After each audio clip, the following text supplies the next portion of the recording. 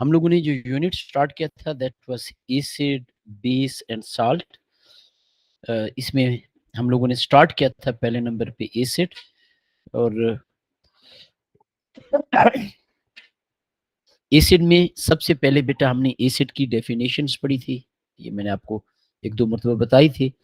हमने एक कहा है कि substance which donate hydrogen ion when dissolve in water. Acid basically एक और डेफिनेशन होती है proton donor as well. Proton H positive ion को क्यों कहते हैं वो भी बेटा मैंने आपको डिटेल में एक्सप्लेन किया था। फिर कुछ कॉमन एसिड्स होती हैं, ये बेटा आपने इनके नाम वगैरह लाजमी याद रखने हैं। प्रॉपर्टीज ऑफ एसिड में कुछ हमने फिजिकल प्रॉपर्टीज डिस्कस की थी।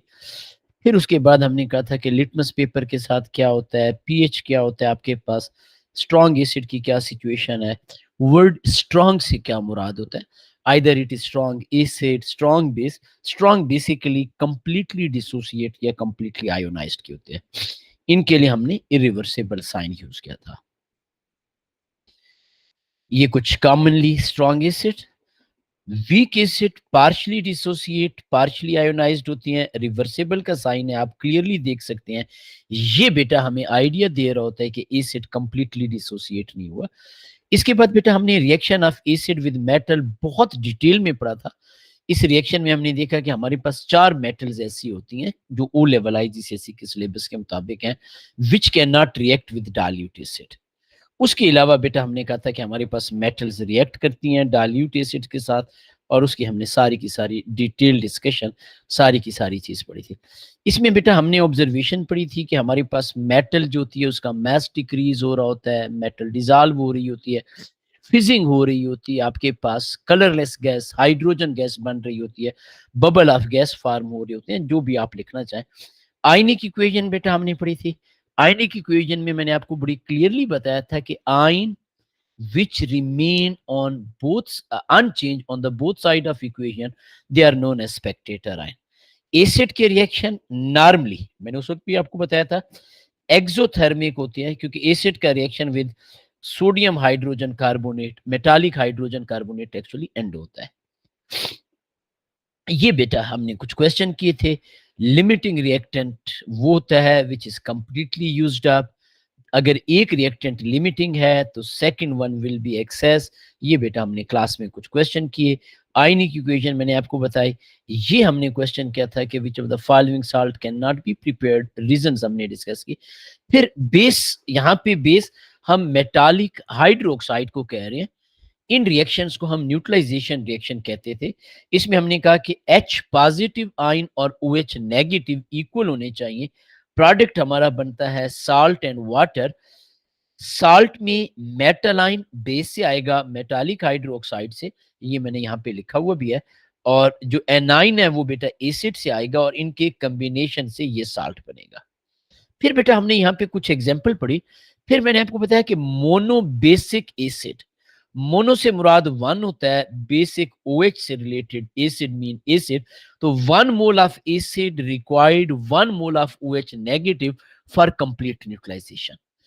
अच्छा, बाज जगहों पे ये भी लिखा होता है कि 1 mole of acid donate 1 mole of hydrogen ion. वो प्रॉपर डेफिनेशन क्यों नहीं है? जो वीक एसिड होते हैं वो तो कंप्लीटली डिसोसिएट ही नहीं होते। तो 1 mole ethanoic acid 1 mole hydrogen ion नहीं देता इन रियलिटी, क्योंकि वो पार्शली डिसोसिएट हो रहा था। तो इसलिए this is the proper definition. Dibasic बेटा हमने पढ़ा, ट्राई बेसिक बेटा हमने पढ़ा, और ये बेटा कुछ मैंने आपके सामने आयनिक इक्वेशंस के बारे में बताया। ये चीजें हमने लास्ट क्लास में डिस्कस की थी। आज हमारे 2 टारगेट हैं। नंबर 1, एसिड के जो 2 रिएक्शन बच गए हैं उन्हें फिनिश करना। नंबर 2 बेटा हम एसिड से रिलेटेड ये कुछ एग्जाम क्वेश्चंस हैं, ये बेटा मैं आपको करवाऊंगा इंशाअल्लाह ताला, ताकि आप लोगों की एक अंडरस्टैंडिंग इंप्रूव हो। अच्छा, ये जो एग्जाम क्वेश्चंस हैं इससे पहले ये सिर्फ कुछ छोटे से क्विक रिवीजन नोट्स हैं। अगेन मैं ये नहीं कहूंगा कि आप इन्हें यूज ना करें, बिल्कुल कर सकते हो, लेकिन ऐसा इन्हें रट्टा लगाने की जरूरत नहीं है। यूजेस ऑफ एसिड या ये वो जी, क्योंकि हम ऑलरेडी डिटेल में ये एसिड की प्रॉपर्टीज और ये सारी चीजें पढ़ चुके हैं। तो हम एग्जाम क्वेश्चंस के ऊपर ज्यादा फोकस करेंगे और बाकी चीजें साथ साथ में देखेंगे इंशाल्लाह ताला जी। अब बेटा हम यहाँ पे लिख रहे हैं अच्छा, हमारे पास ना कुछ मेटालिक ऑक्साइड होते हैं, वो कंप्लीटली डिसॉल्व हो जाती हैं। कुछ मेटालिक ऑक्साइड्स होते हैं, वो पार्शियली डिसॉल्व होती हैं। जो पार्शियली डिसॉल्व होते हैं, लेस सॉल्युबल होते हैं, हम उनके लिए सॉलिड ही लिखते हैं नॉर्मली। हम वाटर के बजाय हम उनमें सॉलिड डायरेक्ट ऐड करते हैं। तो यहाँ पे टॉपिक हमारा क्या है बेटा, हम इसका नाम लिख देते हैं। ये एक्चुअली हमारे पास third property,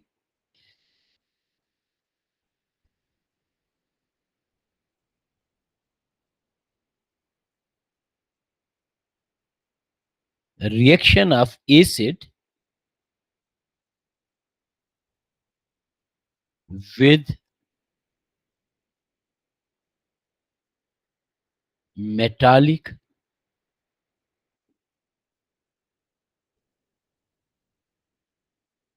oxides।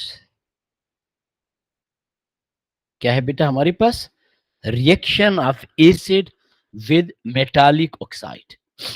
Metallic oxide और एसिड के रिएक्शन को भी हम न्यूट्रलाइजेशन रिएक्शन कहते हैं, क्योंकि न्यूट्रलाइजेशन रिएक्शन एक्चुअली होता है reaction of acid with base to form salt and water. तो इस रिएक्शन को भी हम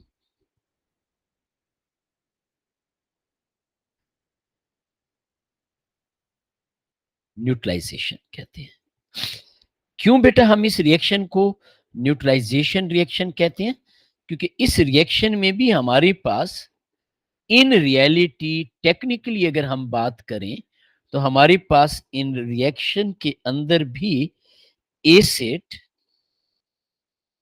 बेस के साथ रिएक्ट कर रहा होता है और हमारे पास प्रोडक्ट बन रहा होता है साल्ट प्लस वाटर। याद रखिएगा, बेस जो होती है बेटा, ये नॉर्मली हम लोग कहते हैं मेटालिक हाइड्रोक्साइड। वैसे अमोनिया भी बेस होती है। बेस बेटा हमारे पास मेटालिक ऑक्साइड होते हैं, और अब अमोनिया जो है NH3, ये भी बेस है, लेकिन इसके पास OH या ऑक्सीजन नहीं है बेटा। ये हमने एक और डेफिनेशन पढ़ी थी, a substance which accept hydrogen ion is act as a base. तो ये बेटा उस कंसेप्ट पे उस के मुताबिक है जी। तो ये बेटा हमारे पास एक ओवरऑल कंसेप्ट है, ओवरऑल चीजें हैं जी। इसमें मैं यहाँ पे थोड़ा सा आपको दोबारा से कुछ चीजें बता देता हूं ताकि आप लोगों को इंशाअल्लाह ताला प्रॉब्लम ना हो। हम यहाँ पे क्या पढ़ेंगे, हम यहाँ पे यूज करेंगे मेटालिक ऑक्साइड। बेटा आपको याद है, मेटल और नॉन मेटल में नॉर्मली आयनिक बॉन्ड होता है। मैंने कहा normally, it's not hard and fast rule. हम पहले पढ़ चुके हैं, titanium tetrachloride is a liquid, titanium metal है, क्लोरीन नॉन मेटल है, लेकिन हमारे पास कोवलेंट मॉलिक्यूल होता है। वो क्वेश्चन भी हमने बॉन्डिंग में किया था। नॉर्मली हम कहते हैं, तो आयनिक कंपाउंड की फिजिकल स्टेट रूम टेम्परेचर पे सॉलिड होती है। मेटालिक ऑक्साइड सॉलिड्स हैं, ये आयनिक कंपाउंड है हमारे पास। ये बेटा हमारे पास रिएक्ट कर रही होती हैं एसिड। एसिड की फिजिकल स्टेट बेटा हमारे पास होती है एक्वस, और हमारे पास जो प्रोडक्ट बनता है, नॉर्मली हम कहते हैं वाटर सॉल्युबल सॉल्ट बन रहे हैं। तो इसलिए बेटा हम यहां पे साल्ट एक्वस प्लस बेटा हम यहां पे H2O लिक्विड यूज कर लेते हैं। ये बेटा हमारे पास है। अगर आप देखें यहां पे इस केस में, यहां पे हमने लिखा था, इसमें भी हमने यही पढ़ा था कि एसिड, आप क्लियरली देख सकते हैं, reacting with base changing into salt and water. Exactly यही चीज, यही कंसेप्ट यहां पे हो रहा है। Metallic oxide base, acid, salt and water. The only thing is that वहां पे मेटालिक हाइड्रोक्साइड थे। मेटालिक हाइड्रोक्साइड हम कहते थे कि हमारे पास सॉल्युबल इन थे बेटा आपके पास वाटर। यहां पे बेटा हम कहते हैं जी कि हमारे पास जरूरी नहीं है कि प्रोडक्ट जो है वो वाटर सॉल्युबल हो बेटा, नथिंग एल्स, और कोई ऐसी टेंशन वाली चीज नहीं है बेटा। तो अब बेटा यहाँ पे हम कुछ एग्जाम्पल पढ़ेंगे ताकि आप लोगों को आइडिया। मैं यहाँ पे थोड़ा सा डिटेल में बेटा आपको बताता हूँ।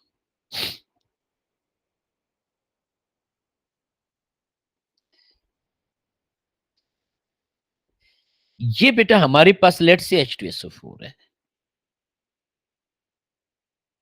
ये बहुत कॉमन एग्जांपल है। एटीपी में क्वेश्चन इसका नॉर्मली आता है method of preparation of salt, इसलिए बेटा मैं इसी एग्जांपल के ऊपर यहाँ पे फोकस कर रहा हूँ। ये सल्फ्यूरिक एसिड है। Sulphuric acid by the way colourless liquid होता है, कोई ऐसा कलर। इसी में बेटा हम यहाँ पे मेटालिक ऑक्साइड ऐड कर रहे हैं। मेटालिक ऑक्साइड सॉलिड होगा जो हम ऐड करेंगे। लेट से हम यहाँ पे कॉपर 2 ऑक्साइड ऐड कर रहे हैं।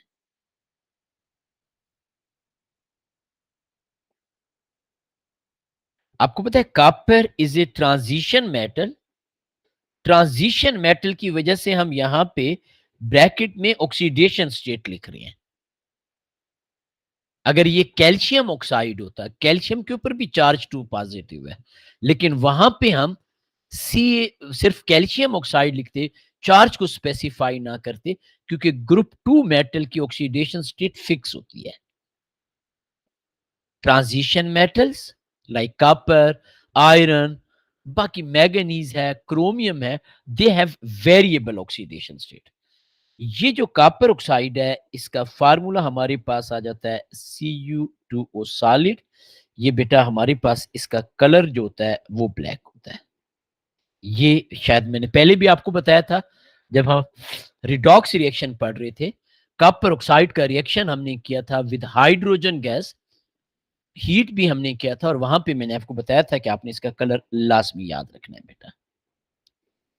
अब बेटा ये जो हमारे पास रिएक्शन होता है ये नॉर्मली स्लो होता है, तो हम इसे क्या करते हैं, हम इसे थोड़ा सा हीट कर लेते हैं, सल्फ्यूरिक एसिड को वार्म करते हैं। याद रखिएगा एसिड है, बहुत ज्यादा हीट करने की जरूरत नहीं है, सिर्फ हम एक्टिवेशन एनर्जी प्रोवाइड करने के लिए हीट टू प्रोवाइड। ये छोटी छोटी चीजें एग्जामिनर पूछ लेता है, फिर बच्चे बेचारे परेशान होते हैं, तो इसलिए हम कोशिश करते हैं कि एक एक चीज डिटेल में बताए। Activation energy. अब बेटा जब आपके पास ये हो जाता है प्रोसेस, ये कंटेनर है, साल्ट जो इसमें बनता है बेटा वो कॉपर सल्फेट है। Copper sulphate aqueous blue colour का होता है। हम hydrated copper sulphate, anhydride copper sulphate के कलर भी डिस्कस कर चुके हैं। ये कॉपर सल्फेट एक्वस है, ये हम इलेक्ट्रोलिसिस में भी पढ़ चुके हैं। इसकी इलेक्ट्रोलिसिस कॉपर सल्फेट की by using copper electrode, by using inert electrode, ये बेटा हमने देखा। ये हमारे पास क्या होता है बेटा, ब्लू सोल्यूशन। क्योंकि सोल्यूशन है तो हम यहाँ पे ये बेटा लिख देते हैं कि ये हमारे पास क्या आ गया बेटा, ब्लू सोल्यूशन आ गया, कॉपर सल्फेट। बेटा ये डिटेल ऑब्जर्वेशन की इसलिए मैं बता रहा हूं कि अगर एग्जामिनर एटीपी के पेपर में कोई इस तरह की चीज या इससे मिलती जुलती चीज पूछे, तो एटलीस्ट आपको आइडिया होना चाहिए कि कैसे बेटा आपने इस तरह की क्वेश्चंस को करना है। तो आपको पता होना चाहिए, इसलिए बेटा आपको लाजमी लाजमी ये चीजें मैं बता रहा हूं जी। अब बेटा सिचुएशन हमारे पास क्या है, हम यहाँ पे इसकी अगर केमिकल इक्वेशन लिखें बेटा, तो केमिकल इक्वेशन हम कैसे लिखेंगे, हम यहां पे लिखेंगे CuO physical state solid plus बेटा हमारे पास H2SO4 एक्वस।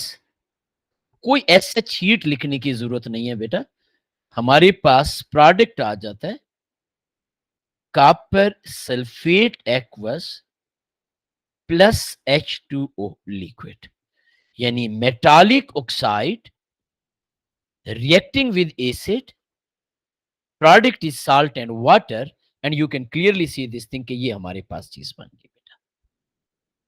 तो क्या पढ़ा बेटा हमने? हम ये कह रही हैं कि reaction of acid with metallic oxide.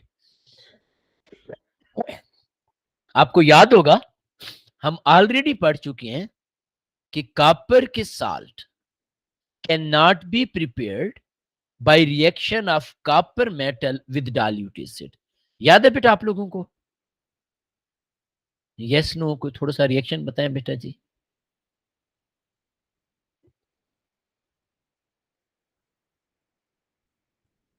खामोशी है बेटा।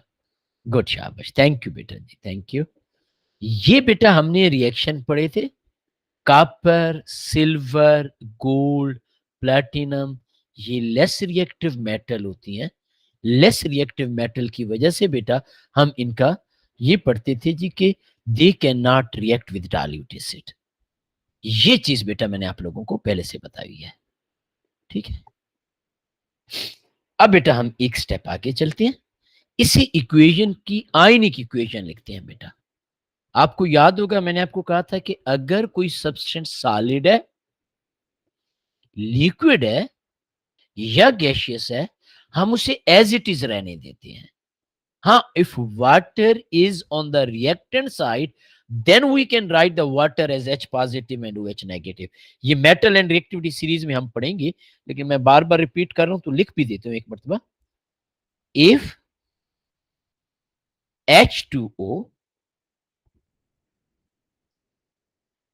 is present on reactant site,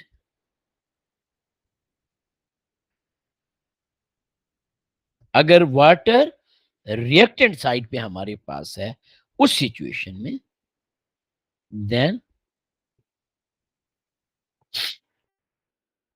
we can write H2O as H positive aqueous plus OH negative aqueous.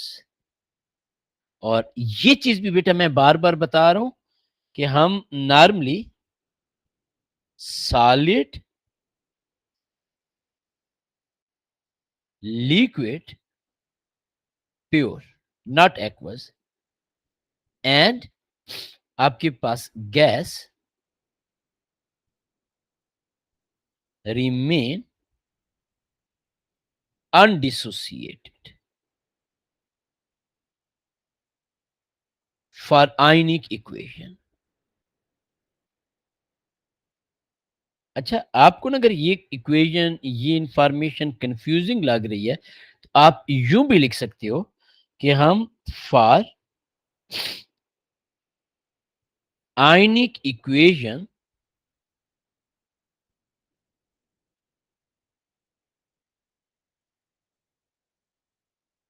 dissociate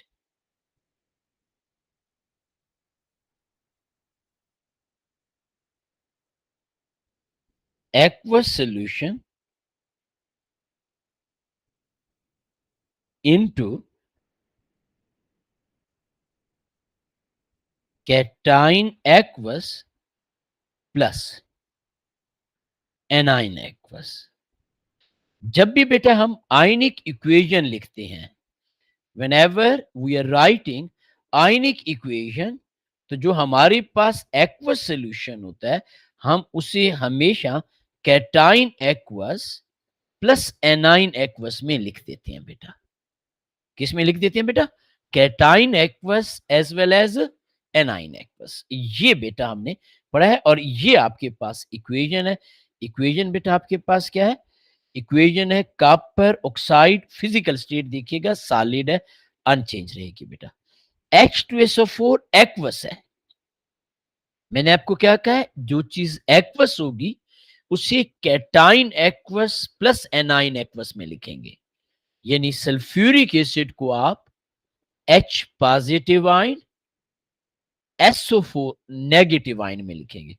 copper sulphate aqueous, इसे भी बेटा आप कैटाइन एंड एनाइन एक्वस में लिखेंगे और H2 लिक्विड को आप एज इट इज इग्नोर कर देंगे, एज इट इज रहने देंगे।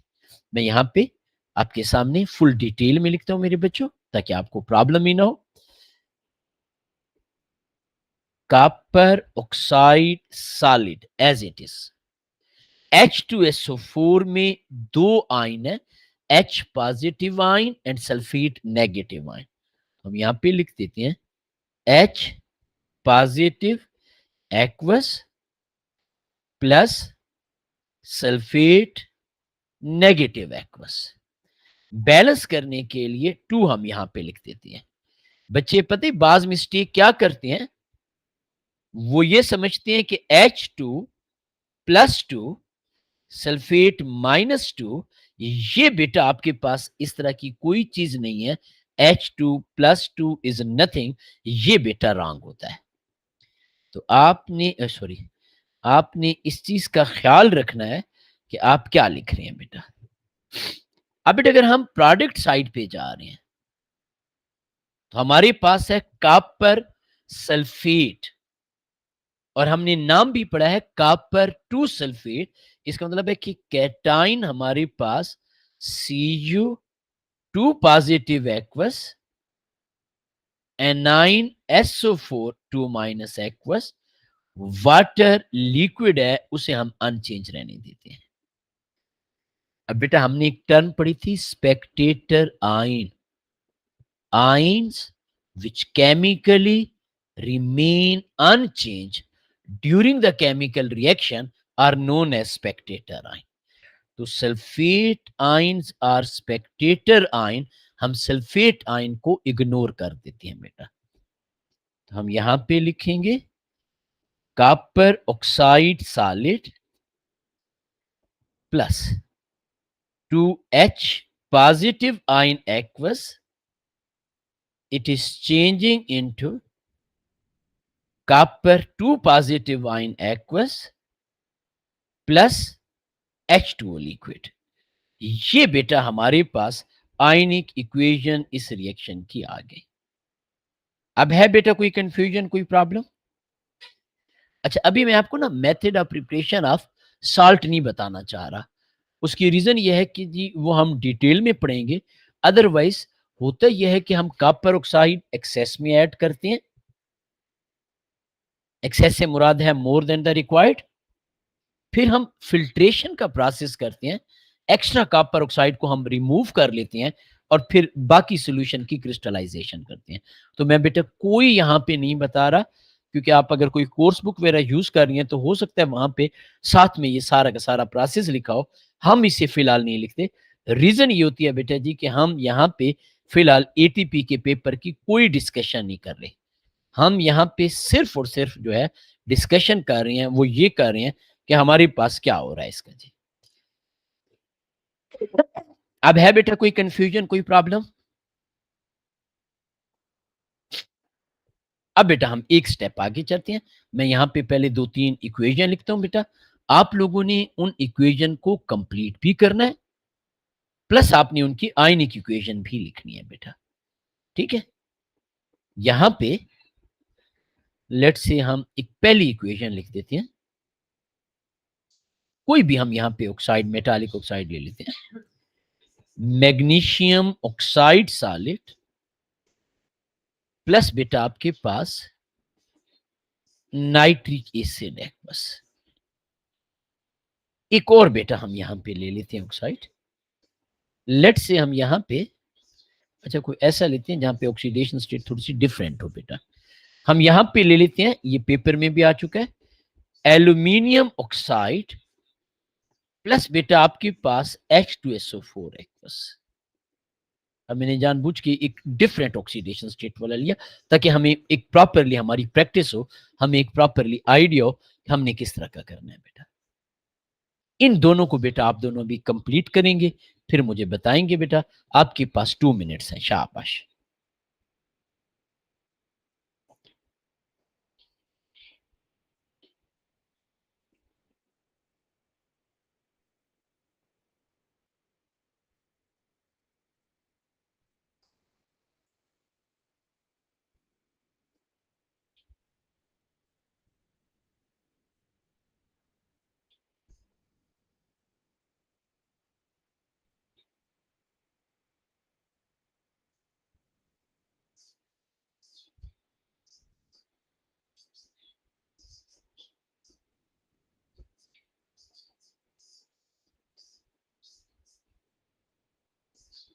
जी बेटा जी, शाबाश।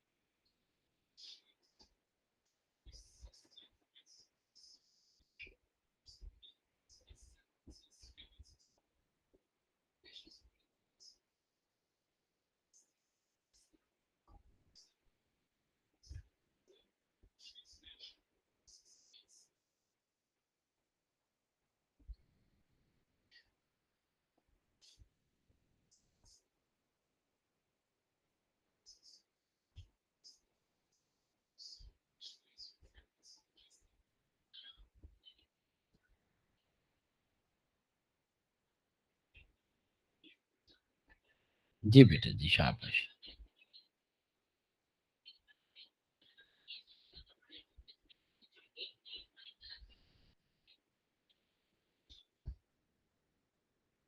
अब बेटा मैं यहाँ पे आप लोगों को बता रहा हूँ, काइंडली आप अपना काउंटर चेक कर लीजिएगा ताकि आप लोगों को एक प्रॉपरली समझ आ जाए। अब देखिए बेटा, हमने क्या पढ़ा है? हमने ये पढ़ा है कि हमारे पास metallic oxide which is magnesium oxide, हम यहाँ पे 2 मेंशन नहीं कर रहे because Mg is group 2 element, oxidation state of group 2 is 2 positive. इसमें कोई वेरिएबल ऑक्सीडेशन स्टेट नहीं है like transition metal reacting with nitric acid. अब बेटा नाइट्रिक एसिड में नाइट्रेट एनाइन है, MgO में Mg कैटाइन है, Mg के ऊपर चार्ज 2 पॉजिटिव है, नाइट्रेट के ऊपर -1 है। तो जो हमारे पास फार्मूला ऑफ साल्ट बनेगा, ये हम ऑलरेडी फार्मूला पढ़ भी चुके हैं, how we can write the formula, as well as हम लोगों ने एक वर्कशीट भी मैंने फुल डिटेल में आपके साथ शेयर की। ये मैग्नीशियम नाइट्रेट है प्लस बेटा आपके पास वाटर बनेगा H2O लिक्विड। अब बेटा अगर आप और से देखें, मैग्नीशियम दोनों साइड पे सेम है। नाइट्रिक एसिड को अगर आप देखें तो यहां पे बेटा आपके पास ओवर हियर 2 नाइट्रेट है, यहां पे बेटा आपके पास एक नाइट्रेट है। नाइट्रिक एसिड में नाइट्रेट को बैलेंस करने के लिए हम 2 से मल्टीप्लाई करते हैं। बाय द वे अब आपके पास हाइड्रोजन जो है, ये हाइड्रोजन 2 हो गए। वाटर में भी बेटा आपके पास हाइड्रोजन 2 है। Rest of the equation is balance. अब बेटा अगर हम इसकी आयनिक इक्वेशन लिखें, अब तो खैर उम्मीद है इंशाल्लाह ताला आप लोगों को प्रॉब्लम नहीं होगा, लेकिन मैं फिर भी यहाँ पे थोड़ा सा आप लोगों के लिए लिख देता हूँ। मैग्नीशियम ऑक्साइड, चूंकि ये सॉलिड है, इसको बेटा हम एज इट इज रहने देते हैं। नाइट्रिक एसिड में एक्वस है, एक्वस में cation aqueous plus A9 aqueous. Cation है H पॉजिटिव आइन। अब बेटा यहां पे हमने 2 ये जो नंबर यूज किया है, we will write 2 over here. Anion बेटा हमारे पास है नाइट्रेट आइन एक्वस। ये वाला जो 2 हमने नंबर यूज किया है, we are using same thing. जब हम मैग्नीशियम नाइट्रेट की तरफ आते हैं बेटा, तो ये एक्वस है, तो we are writing Mg2 positive ion aqueous. Anion बेटा हमारे पास है नाइट्रेट -1, ये जो 2 है हम यहां पे 2 लिख देते हैं। And we are writing aqueous, water pure liquid है, इसे एज इट इज रहने देते हैं। अब बेटा आप क्लियरली देख सकते हो, if anything is cancelled out on both side of equation, हम उसे कैंसिल करेंगे and we use the term spectator ion. Nitrate ions are spectator ions. तो आपकी जो आयनिक इक्वेशन है वो उसी पैटर्न पे बनी जिस तरह कॉपर ऑक्साइड था। द ओनली थिंग इज यहां पे है मैग्नीशियम ऑक्साइड प्लस बेटा आपके पास 2H positive ion, it is changing into magnesium 2 positive ion plus बेटा आपके पास H2O liquid. For ionic equation for ionic equation always right state symbol, ये बेटा हमारे पास कंपलसरी है। आयनिक इक्वेशन में स्टेट सिंबल आपने लाजमी लाजमी लिखना है। यही था बेटा आप लोगों ने कि कोई डिफरेंट लिखा है बेटा? जल्दी से बताएं बेटा, शाबाश। कोई इंप्रेशन नहीं आ रहा जी, लगता है गलत तो नहीं कर दी थी कहीं?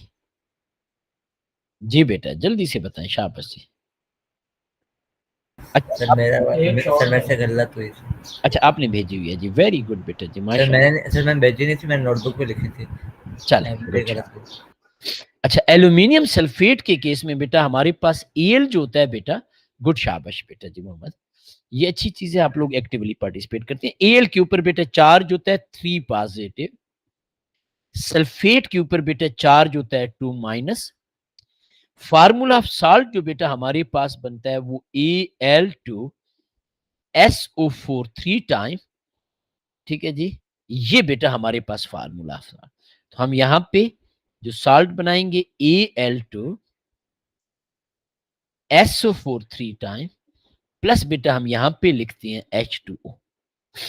अब बेटा यहां पे SO4 3 टाइम है, हम 3 से मल्टीप्लाई कर देते हैं, हाइड्रोजन 3 मल्टीप्लाई बाय 2 6 हो गए, 3H2O। बाकी बेटा आपके पास इक्वेशन बैलेंस है, अनचेंज है, कोई प्रॉब्लम वाली बात नहीं है। माशाल्लाह आप लोगों ने वर्कशीट चूंकि ये ठीक बनाई हुई है, इसलिए मैं सिर्फ और सिर्फ आयनिक इक्वेशन की तरफ आता हूं। Al3, सॉरी इसकी तो सॉलिड है, इसे हम अनचेंज रहने देंगे, Al2O3 सॉलिड।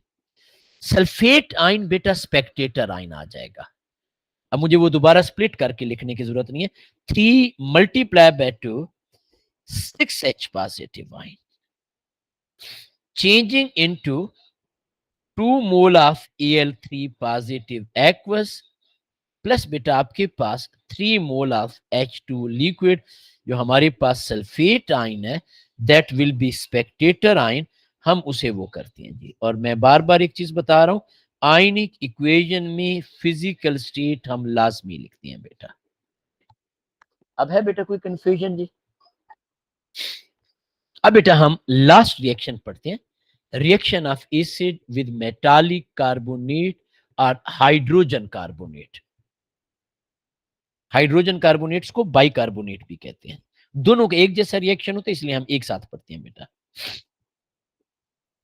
ये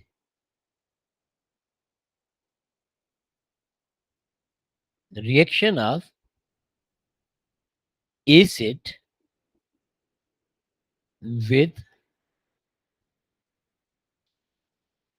metallic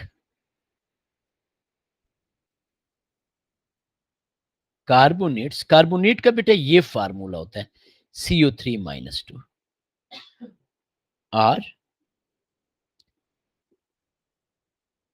with metallic hydrogen carbonates. Hydrogen carbonate का फार्मूला होता है HCO3-1। कॉमन लैंग्वेज में हाइड्रोजन कार्बोनेट को बाइकार्बोनेट भी कहा जाता है, यानी sodium bicarbonate, potassium bicarbonate, common language में हम इसे बाइकार्बोनेट भी कह सकते हैं बेटा। तो अब बेटा हम यहाँ पे इससे रिलेटेड कुछ चीजें हैं, कुछ डिटेल्स हैं, उन्हें बेटा हम देखते हैं। एक चूंकि आयनिक इक्वेशन भी हमने पढ़नी है, इसलिए मैं यहाँ पे एक छोटा सा exam hint before start of this बता देता हूं, ताकि आप लोगों को प्रॉब्लम ना हो। क्या है एग्जाम हिंट बेटा? हमारे पास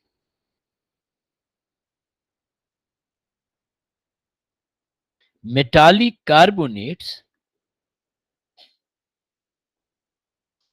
क्या चीज बेटा? Metallic carbonates are insoluble in water. इसमें बेटा हमारे पास एक्सेप्शन क्या है? नॉर्मली हमारे पास जो आपके सिलेबस के मुताबिक है वो है sodium carbonate, potassium carbonate and ammonium carbonate. वैसे ग्रुप 1 के कार्बोनेट्स होते हैं, लेकिन हम सिलेबस आउटलाइन को माइंड में रखते हुए हम एक्सेप्शन में कह रहे हैं सोडियम कार्बोनेट, इसका फार्मूला होता है Na2CO3,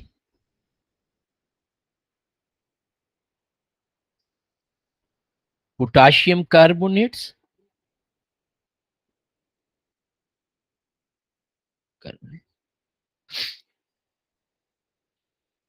इसका फार्मूला होता है K2CO3 and ammonium carbonate. Ammonium carbonate का बेटा हमारे पास फार्मूला होता है NH4 ट्वाइस CO3। ये जो कार्बोनेट्स हैं, ये वाले कार्बोनेट हमारे पास, these carbonates are water soluble. ये कार्बोनेट, ये वाले जिन्हें हमने एक्सेप्शन में किया, ये हमारे पास क्या होते हैं, वाटर सॉल्युबल। इसके अलावा बेटा बाकी मेटालिक कार्बोनेट्स क्या है, रिमेनिंग मेटालिक कार्बोनेट्स हमारे पास इनसॉल्युबल हैं। तो आप यूं कह सकते हो कि जी हमारे पास as concern for O level IGCSE हमारे पास जितने भी मेटालिक कार्बोनेट्स हैं वो इनसॉल्युबल हैं, एक्सेप्ट ये बेटा आपके पास। अब है बेटा कोई कंफ्यूजन, कोई प्रॉब्लम बेटा? अब बेटा मैं यहाँ पे कुछ और चीजें आपके साथ डिस्कस करता हूँ। अच्छा, हाइड्रोजन कार्बोनेट का भी मैं बता दूं, ये 1, किसी अगले पेज पे लिख देते हैं, ये 2,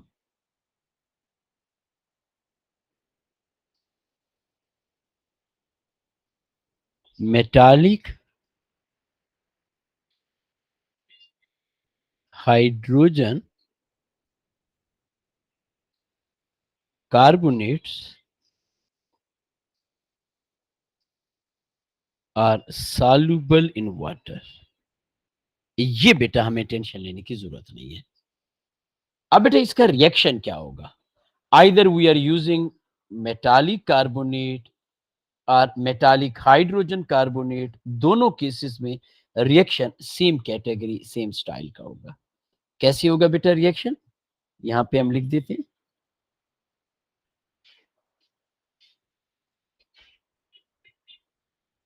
मेटालिक कार्बोनेट और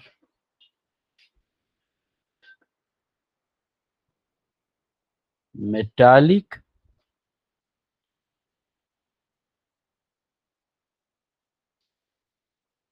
हाइड्रोजन कार्बोनेट, जो मर्जी हो।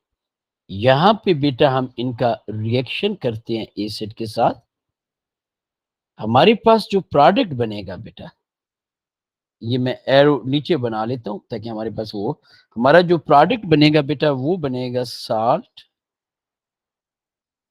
जो कि नॉर्मली हमारे पास वाटर सॉल्युबल होता है, एसिड भी एक्वस, मेटालिक कार्बोनेट अगर होगा तो सॉलिड, हाइड्रोजन कार्बोनेट होगा तो ये, प्लस बेटा आपके पास वाटर H2O लिक्विड, प्लस बेटा आपके पास carbon dioxide gaseous.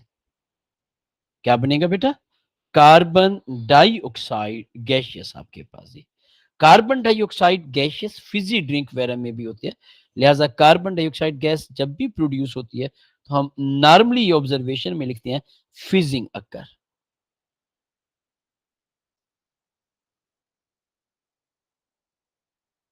Again like hydrogen we can write bubbles of colourless gas as well, लेकिन हम नॉर्मली ये लिखते हैं बेटा bubbles of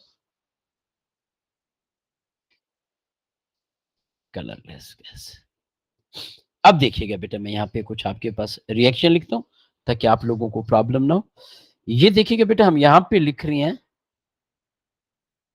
calcium carbonate solid, ये इनसॉल्युबल है, इसका लेट से हम रिएक्शन करा रहे हैं विद नाइट्रिक एसिड एक्वस, हमारा प्रोडक्ट बनेगा साल्ट। हम ऑलरेडी डिस्कस कर चुके हैं कि साल्ट में कार्बोनेट से या बेस से हम मेटल आयन लेते हैं, एसिड से हम एनाइन लेते हैं।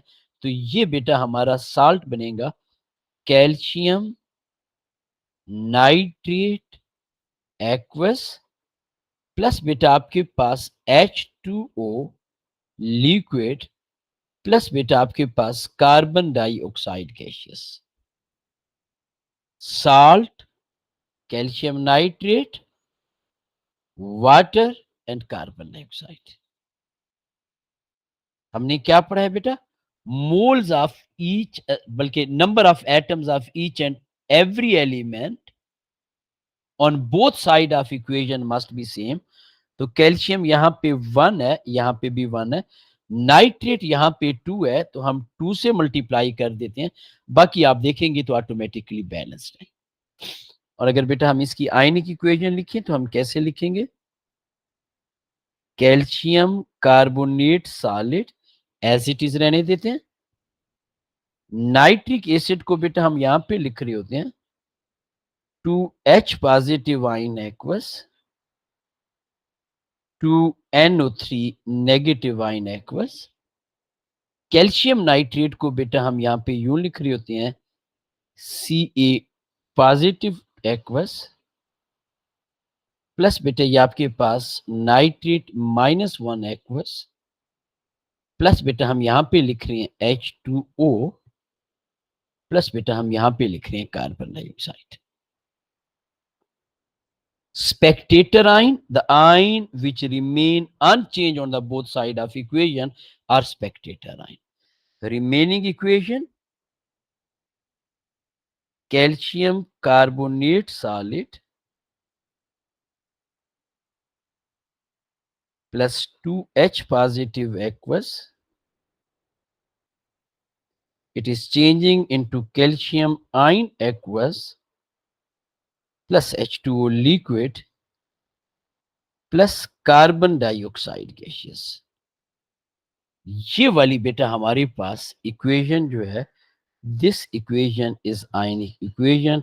मैंने इसे सेपरेटली शेडेड कर दिया ताकि आप इसे बाकी इक्वेशन के साथ मिक्सअप ना करें बेटा। ये हमारे पास आयनिक इक्वेशन। अब है बेटा कोई कंफ्यूजन, कोई प्रॉब्लम बेटा किसी बच्चे को?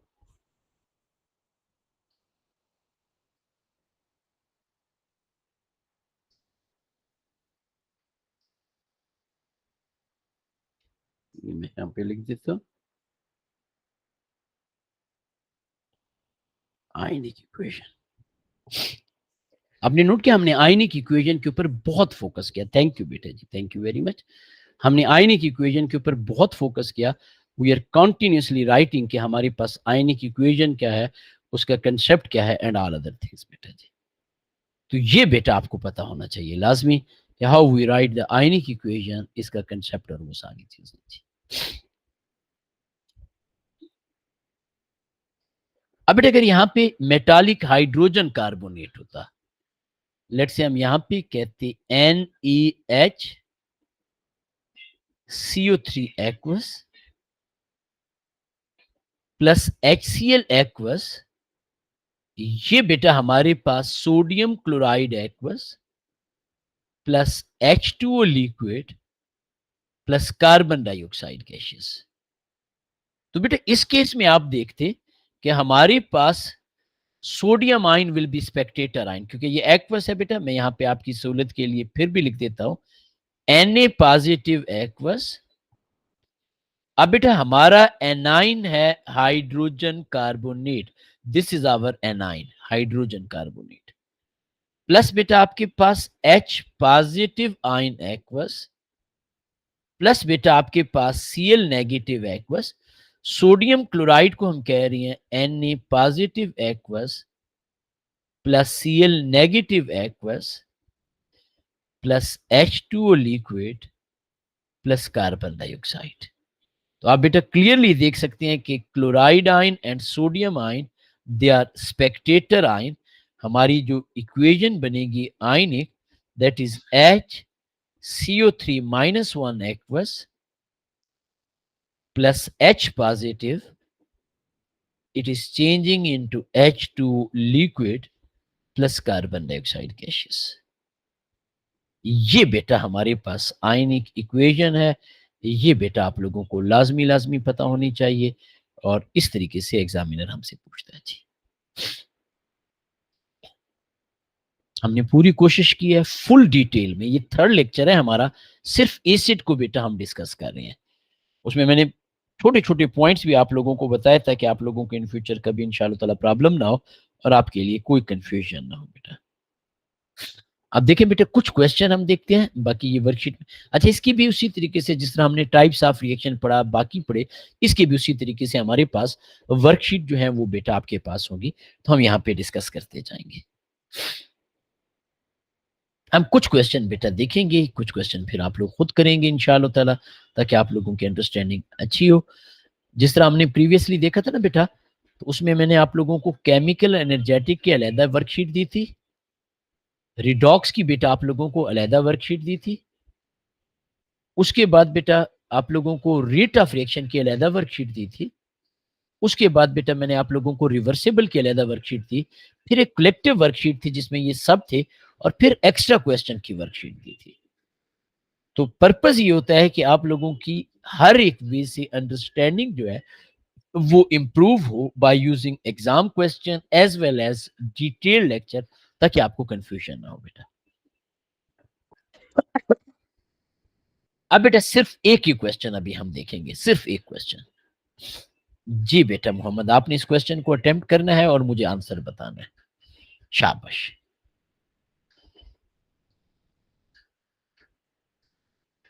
आज बच्चे चूंकि कम हैं तो इसलिए हम सिर्फ एक ही इस क्वेश्चन को देखते हैं, बाकी मैं आपके साथ व्हाट्सएप पे शेयर कर दूंगा और आप लोग करेंगे। शाबाश बेटा जी, इस क्वेश्चन को बेटा आप लोग करें।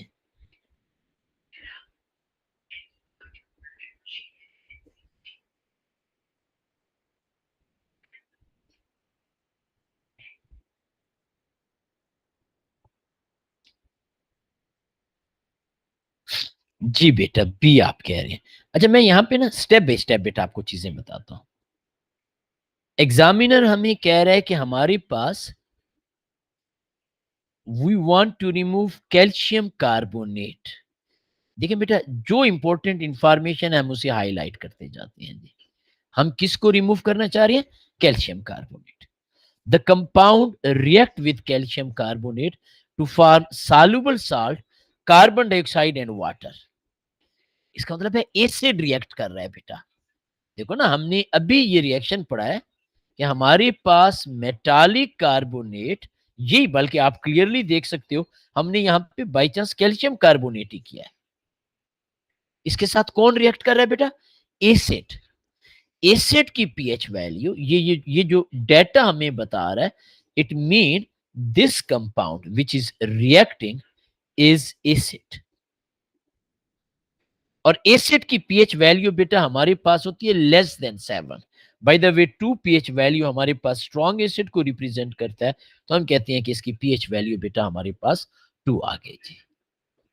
अब बेटा है कोई कंफ्यूजन, कोई प्रॉब्लम जी?